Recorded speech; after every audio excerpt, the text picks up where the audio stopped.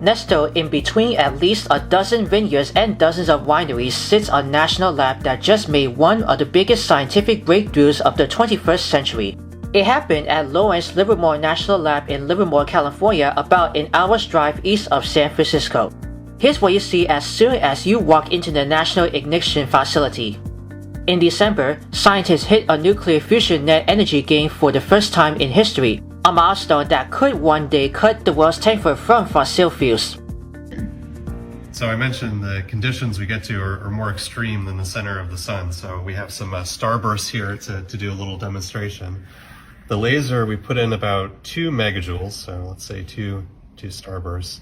When we started doing experiments on NIF, we only got about 1,000th of that out. So I don't have 1,000th of a starburst, but you can imagine it there. And then about a year and a bit ago, we had a very exciting result where we started to get more and more energy out. We got about 1 out. So 2 in and 1 out. And that was pretty exciting at the time, but then recently we did even better. We put 2 in and we got 3 out. So for the first time, we're getting more out from fusion than we put in. And that's why we're here today. 1. So what's the difference between fission and fusion? So fusion, we're trying to take hydrogen and make helium. So you're taking 2 types of hydrogen and putting them together to get helium and energy out. The difference between that and fission, you start off with something very heavy, like uranium, and you hit it really hard and split it up into 2 lighter elements and get energy out. And so fusion is putting things together, fission is taking them apart, and that's the fundamental difference. And that's where we create our X-ray oven with our intense laser beams. So the laser beams come in through the ends there, the bottom and the top, those holes at the top and the bottom, and they hit the inside of that can, and that creates a 3 million degree X-ray oven. If this is the sun, and this was our tiny little implosion, well, you wouldn't even be able to see it here on scale. But it had higher power and energy density than the center of the sun, and it was also 5 times hotter than the center of the sun, the little star that we created in the lab. One of our 2 laser bays, so this you can consider as the engine room of the laser facility. So there are 4 tiny little laser beams that are created in the center of the facility, and they are split amongst 192 laser beams.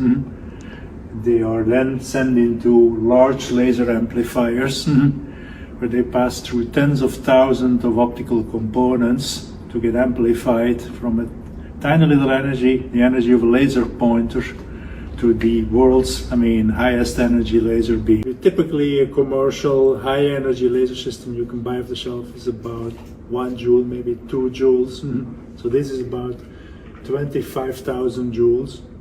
The total power in the NIF laser is about 500 terawatt. So that's 500 with 12 decimal places behind it.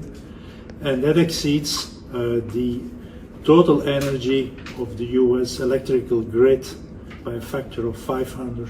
So the total electrical grid is about 1 terawatt. So you take 500 times the power of the entire grid and focus that onto a tiny little tower.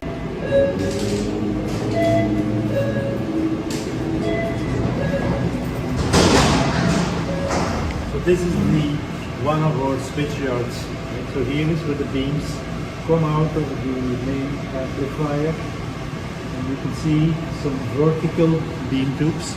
That's where the beams get split, go up, and we have another set that goes down, such that we can orient the beams and bring them into this round structure, which is the target bay that houses the target chamber in its center. This system has over 60,000 control points, requiring many thousands of computers to organize and orchestrate everything.